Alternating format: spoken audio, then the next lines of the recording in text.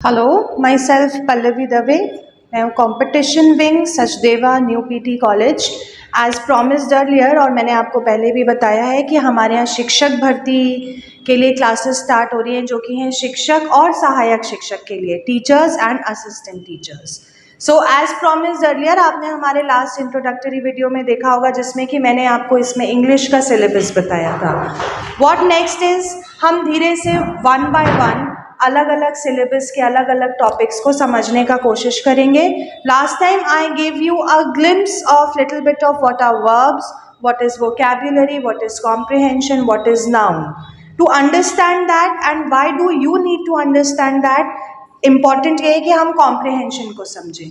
Comprehension के हमारे जो क्वेश्चंस आते हैं उन क्वेश्चंस में आपको सवाल इंटरनल क्वेश्चंस होते हैं कि आपको what is noun, pick out the noun, pick out the adverb, और you will be given some random words and you will be asked whether it is a verb, it is an adverb, it is a noun, what tense is that sentence is written in, what do you mean by that word, उस word का synonym बताना है, उस word का antonym बताना है। So there is lot of details, little bit of this and little bit of that, but उस एक मार्क के क्वेश्चन के लिए what you need to do is understand the basics of grammar. So I'm here to help you with the basics. So let's get started as promised earlier कि इस बार हम लेकर आए comprehension का क्वेश्चन। ये आप लोगों के प्रीवियस ईयर के पेपर में से है, how to solve the comprehension। आप लोग हिंदी में अपठित गद्यांश हमेशा से करते आए हैं, सेम प्रोसेस है। प्रॉब्लम है लैंग्वेज, वो हिंदी में होता है, समझने में काफ़ी आसानी होती है, बट इंग्लिश में थोड़ी सी दिक्कत आ सकती है।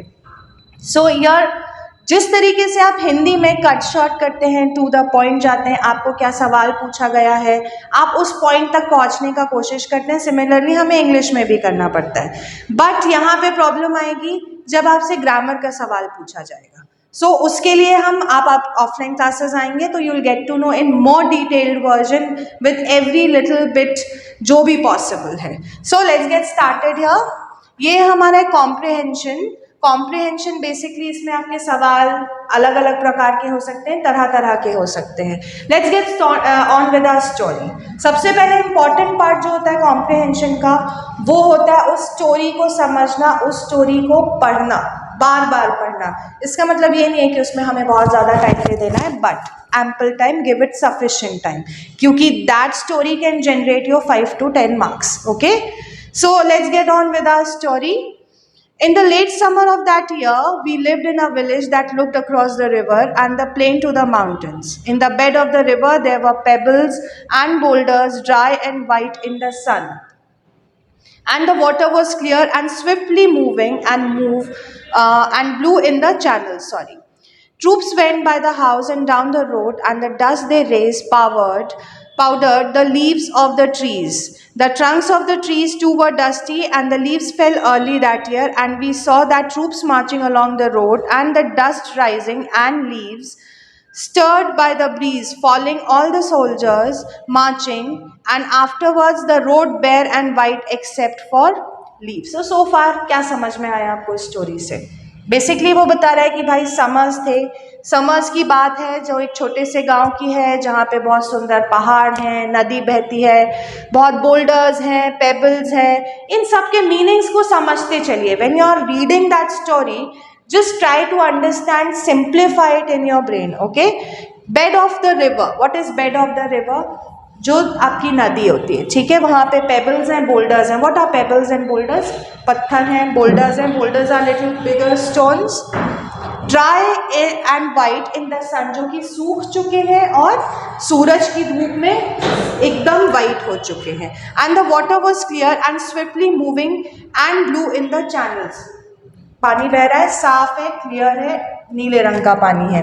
Troops went by the house and down the road and the dust they raise powdered the leaves of the trees. Basically troops है, ट्रूप्स हम सबको पता है क्या होते हैं, सोल्जर्स हैं। पूरा एक काफिला है उनका, जो कि जब वहां से निकल रहे हैं तो पूरा धूल मिट्टी उड़ाते हुए निकल रहे हैं, जिसके कारण क्या हो गया है, सारे पेड़ पौधे जो है सब धूल धूल हो चुके हैं।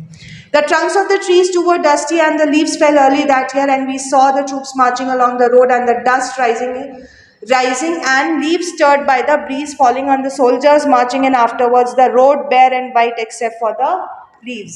उनके मार्च के कारण इस बार गर्मियां हैं, शुरू में ही बताया गया है तो पत्ते जल्दी झड़ गए।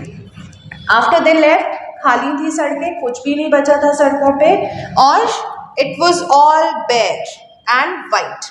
The plain was rich with crops, was rich with crops वो बोल रहा है। प्लेन जो उनके खुले मैदान है वहाँ बहुत अच्छी फसल थी, वॉज रिच।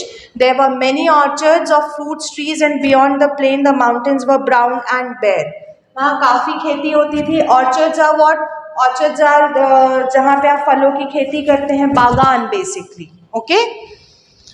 और उसके बाद क्या थे? माउंटेन्स व ब्राउन एंड बेयर, मतलब सूखे थे, वो सब कुछ वहां पे उजाड़ हो चुका था। यहाँ पे you need to understand the metaphors and read between the lines, okay. there was fighting in the mountains and at night we could see the flashes from the artillery. पहाड़ों पे क्यों की फाइटिंग चल रही थी, लड़ाई चल रही थी, जंग छिड़ी हुई थी, और वो रात को आराम से देखी जा सकती थी। In the dark it was like summer lightning. गर्मियों में रात को इस तरीके की फाइटिंग और लड़ाई देखना मतलब क्या था? क्योंकि गोलीबारी हो रही थी। Artillery is what? गोलीबारी। वो ऐसे लगता था जैसे कि लाइटनिंग हो रहा। What is lightning? बिजली चमकना। But the nights were cool and there was not the feeling of a storm coming. But रातें ठंडी थी, शांत थी, एंड वहां पे किसी भी प्रकार का तूफान या किसी चीज का कोई भी अंदाजा नहीं था। Some of the dark we heard the troops marching under the window and the guns going past pulled by motor tractors. Sometimes in the dark, वो बोल रहे हैं रात को कई बार हमें क्या सुनाई देता था? ट्रूप्स का मार्च सुनाई देता था, और विंडो से उनके गन्स, उनका आर्टिलरी ले जाते हुए दिखता था। किसमें? Motor tractors. There was much traffic at night and many mules on the road with boxes of ammunition on each side of their pack saddles and grey motor trucks that carried men and other trucks with loads covered with canvases that moved slower in the truck. Basically ammunition जा रहा था। Ammunition is what? गोली, बम, बारूद and whatever the people use in war. किस में जाते थे? Mules में जाते थे। बॉक्सेस ऑफ एम्यूनेशन बता रहा है किस तरीके से मोटर बाइक्स पे, ट्रक्स पे सोल्जर्स जा रहे थे। To the north we could look across a valley and see the chestnut trees and the branches were bare and the trunks black with rain. To the north again he is telling कि आपको क्या दिख सकते थे वहां पे? Chestnut के पेड़ दिख सकते थे, जो कि क्या हो चुके थे? सूख चुके थे, जिनके ट्रंक्स काले हो चुके थे, ब्रांचेस खाली थी, सब कुछ उजाड़ था। Basically this is giving you a sense of सब कुछ उजाड़ हो जाने का। So here we understood in Hindi properly in a very simplified manner कि आपको एक स्टोरी को कैसे समझना है। Now let's jump to the questions part. The troops were marching. The first question, troops कहाँ मार्च कर रहे थे? ठीक है, कहाँ या कैसे मार्च कर रहे थे? क्वेश्चन इसके बाद आंसर आपको समझ में आएगा। The troops were marching, troops march कर रहे थे without any hope of victory, away from the battlefield, to the battlefield in the mountain और टुवर्ड्स द नॉर्थ। क्या था उनका ऑप्शन? आप जैसे ही अगेन हर क्वेश्चन के बाद try to go through the story, okay. क्या है यहाँ पे? आपको किस तरफ दिख रहा है? Again, if the troops went by the houses and down the road at the dusk, they raised powder the leaves, the trunks of the trees. Again, यहाँ पे आ रहा है, go through the story again and again. The plain was rich with crops. There were many orchards, mountains. There was fighting in the mountains, and at night we could see the flashes from the artillery. कहाँ जा रहे थे? उसने बार बार बोला है कि troops गांव से होके गुजर रहे थे, गांव को उजाड़ करते हुए गुजर रहे थे, लेकिन वो जा कहाँ रहे थे? लड़ाई कहाँ हो रही थी? पहाड़ों पे हो रही थी। So the right answer would be to the battlefield in the mountain. और कहाँ मिला हमें ये answer? There was a fighting in the mountain at the night we could see the flashes. So basically obviously जहां लड़ाई हो रही थी ट्रूप्स वहां जा रहे थे। Next is, there was fighting in the mountains. The word fighting is an. Now what I was telling you earlier. यहाँ पे fighting क्या है? Fighting is a verb, adjective, adverb और noun. Now what you need to understand is what is a verb. जब तक आपको verb नहीं पता होंगे, adjective नहीं पता होंगे, adverb नहीं पता होंगे या noun नहीं पता होंगे, how are you going to answer that question? So first, for the basics, you need to understand all these parts of speeches. Noun हम हमेशा से समझते आए क्या होते हैं, name, place, animal, thing, everything basically falls under some category of noun. Adverb जो verb की विशेषता बताते हैं, जो वर्ब के बारे में आपको बताते हैं। Now what are verbs? Verb is क्रिया, कोई भी वर्ड जो कि क्रिया बताता हो, कोई एक्शन बताता हो। It could be a physical action, it could be a mental action. Then comes adjective जो नाउन की विशेषता बताते हो। ये बहुत सिंप्लीफाइड मैनर में मैं बताया है just because so that you can answer the question. But what is fighting? Fighting is an action, लड़ रहे हैं, so this is some kind of action. तो फाइटिंग क्या होगा? वर्ब होगा। नाउ अगर वो फाइटिंग के पहले या बाद में होता कि किस प्रकार से लड़ रहे हैं, क्या कर रहे हैं, तो वो क्या हो जाता? वो बन जाता एडवर्ब। तो एडवर्ब क्या हो जाता? जो फाइटिंग के बारे में कुछ बता रहा होता तो वो होता एडवर्ब। लेकिन यहाँ पे एक क्रिया है और क्रिया है लड़ रहे हैं, तो वो लड़ना क्रिया will be a verb. Now let's see the next question. Next question is, we saw the troops, the tense in the above sentence. Again a grammar question. That is why to answer the comprehension it is most important to answer the grammar part and to know the grammar part obviously. So the tense in the sentence is present continuous, past indefinite, past perfect or present indefinite. What do you think the tense is here? The tense is we saw the troops. First of all, now also you need to understand what tenses are. We, subject. Her sentence के there are some parts. There is a subject, there is a verb and there is an object. Now there can be auxiliary verb or helping verb also. But in this sentence, we only have subject, we have a verb and we have our object. So what is our subject? We is our subject. देखना, saw is our verb क्योंकि ये एक क्रिया है. The troops is our object which we have nothing to do with right now. Now saw जो है वो कौन सा verb है? Which part of the verb it is? It is the first part or the second or third or fourth? Saw is basically the past form of see. What do you understand by see? देखना, ये हमारा होता है first part of the verb. SAW is saw is second part of the verb, है ना? तो ये क्या हो गया आपका पास्ट फॉर्म. सो बेसिकली ये सेंटेंस किसमें, और इसमें साथ में saw के साथ कोई ऑक्सिलरी वर्ब नहीं दिया गया. What are auxiliary verbs? Was, were, have, has. These are will, shall. These are all auxiliary verbs. So we have no auxiliary verb here. So this is simple past tense, or in other words it is also called past indefinite. So this is your answer. Now comes the next question. The word boulders means, जैसा कि मैंने आपको शुरू में ही समझाया, हिंदी में क्यों समझाया, पेबल्स एंड बोल्डर्स. क्या आपको याद है ऐसा कोई टर्म का आना, pebbles and boulders? The very first line, in the bed of the river there were pebbles and boulders, dry and white in the sun, and the water was clear and swiftly moving, and so on. So pebbles and boulders are what? Pebbles and boulders are basically पत्थर कंकड़. छोटे पत्थरों को बोला जाता है pebbles and boulders are little larger in size. क्या हमारे पास दिया है option? Yes, we do have that option. Big stones, fishes, bad bruises or a cloister. So answer is big stones. Now next is, what does the word ammunition mean? Ammunition I told you again, यहाँ पे हमको कैसे relate करना पड़ेगा. War है, लड़ाई है, troops है, आर्टिलरी है, एम्यूनेशन है.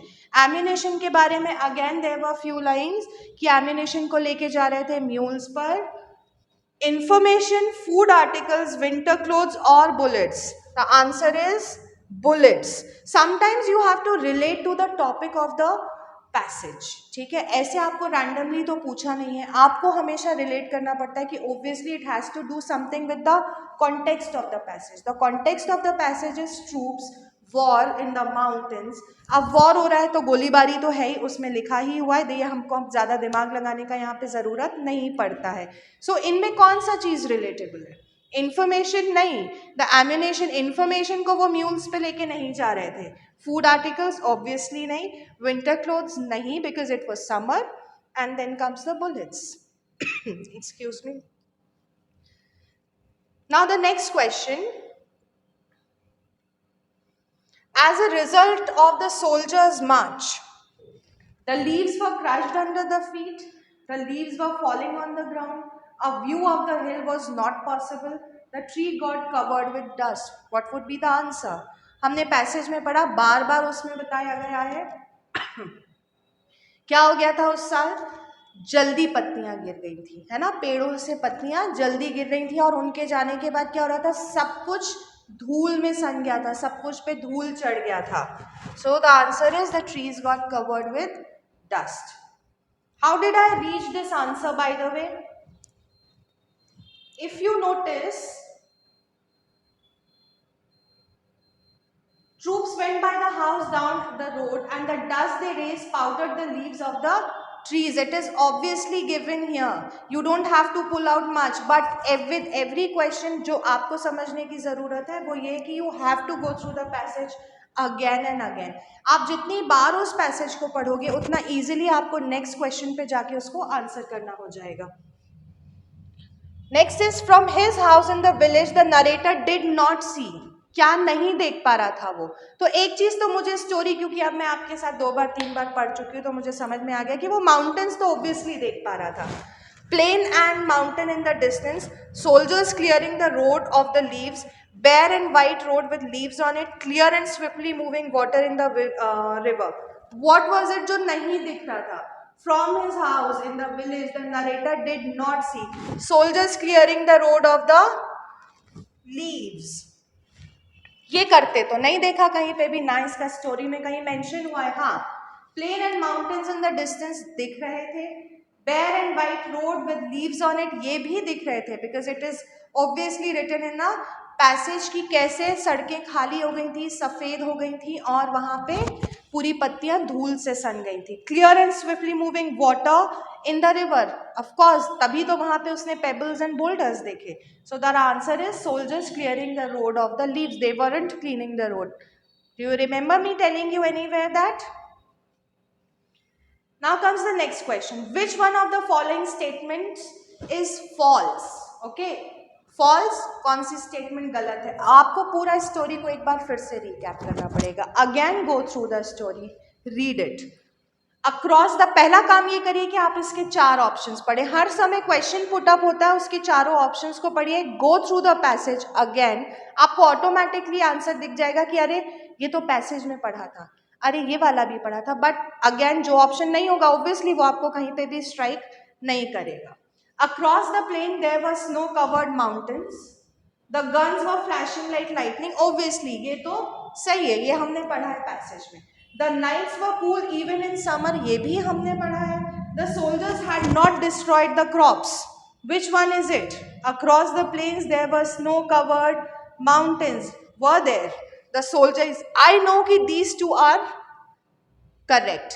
ये दिखते थे. I remember the story. Now मेरा डाउट है कि इन दोनों में से कौन सा हो सकता है. The soldiers had not destroyed the crops और across the plain there were snow covered mountains. अब मैं क्या करूँगी? I'll go back to my story. क्या यहाँ पे कहीं मुझे keywords, look for the keywords, क्या मुझे कहीं पे keyword दिख रहा है? Snow covered mountains और destroying the crop. These are my 2 words. क्योंकि 4 में से 2 ऑप्शंस को मैं ऑलरेडी कट कर चुकी हूँ, मुझे वो ऑप्शंस याद हैं अच्छे से कि मैंने ये पढ़े थे ऑप्शंस. रेस्ट टू अनडाउटफुल, तो I am picking out the keywords in those. ठीक है. The late summer of that year we lived in a village that looked across the river and the plain in the mountain, the bed, okay, everything. Troops went by. The trunks of the trees too were dusty and the leaves fell early in the year and we saw the troops marching along the road in the dust. ठीक है. Breeze falling, marching. Afterwards, road bare, white leaves, everything. I'm just looking for the keywords here. The plain was rich with crops. There were many orchards of the fruit and beyond the plain of the mountain were brown and bare. Okay.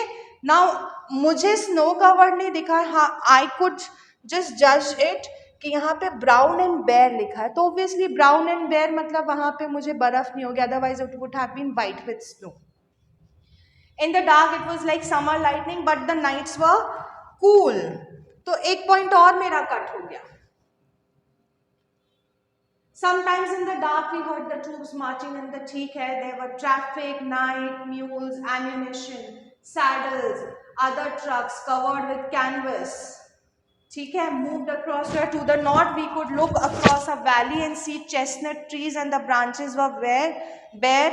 Okay, fine, I got my answer. Did you get the answers? Which one of the statement is false? हमको पूछ रहा है कौन सा statement गलत है. So मेरा ये statement तो I'm sure कि ये सही है. The guns were flashing. ठीक है, the nights were cool even in summer. The soldiers had not destroyed the crops. ये भी सही है, soldiers ने crops को destroy नहीं किया था. ठीक है, across the plain there were snow covered mountains. So this is the wrong answer. Oh sorry, this is the right answer. So across the plains there were the snow covered mountains because there were no snow covered mountains. जैसा कि अब भी मैंने keyword से ढूंढने का कोशिश किया. There were mountains who were brown and bare. And brown and bare means जो कि सूख चुके थे, जहाँ पे कुछ भी नहीं था, सब कुछ उजाड़ हो चुका था because of the war. So this is how you get through the answers. Half of the answers you will be getting in your passage, but for the rest half of the answers you need to understand the grammar part, which is very must. So जैसा कि मैंने आपको promise किया था, this is how you do comprehension. Comprehension कोई एक चीज़ नहीं है, इस comprehension में बहुत सारी चीज़ें आती हैं. For example, अभी आपने देखा, आपको यहाँ पे boulders आया. What is this? In other words, it is also called word meaning, है ना. आपसे वो मीनिंग पूछ रहा है. इसी तरीके से आपके सिनोनिम्स आ सकते हैं, आपके एंटोनिम्स आ सकते हैं. What are synonyms and antonyms? Synonym पर्यायवाची, एंटोनिम्स विरोधाभासी, something like that I guess, but let's stick to the English part for now. So आपको ऑपोजिट्स बताने पड़ते हैं और उसके सेम मीनिंग्स बताने पड़ते हैं. देन यहाँ पे टेंस का क्वेश्चन भी आया, टेंस भी बताना पड़ेगा. तो for that you need to understand हमारे 12 प्रकार के टेंसेस और उनके structure. What is the sentence structure, what are the auxiliary verbs. Then the question came कि आपको अगर एक वर्ड दिया गया कि वो वर्ब है, कि वो एडवर्ब है, कि वो नाउन है, तो आपको पार्ट्स ऑफ स्पीचेस जानना बहुत ज़रूरी है. So hopefully in the next video I'll cover one more topic with this, and I would request you to join our classes to get a full picture of this, how to understand a question, how to solve a question, and a glimpse of our grammar and parts of speeches and whatever the comprehension may ask you. So thank you for watching. Hope to see you next time.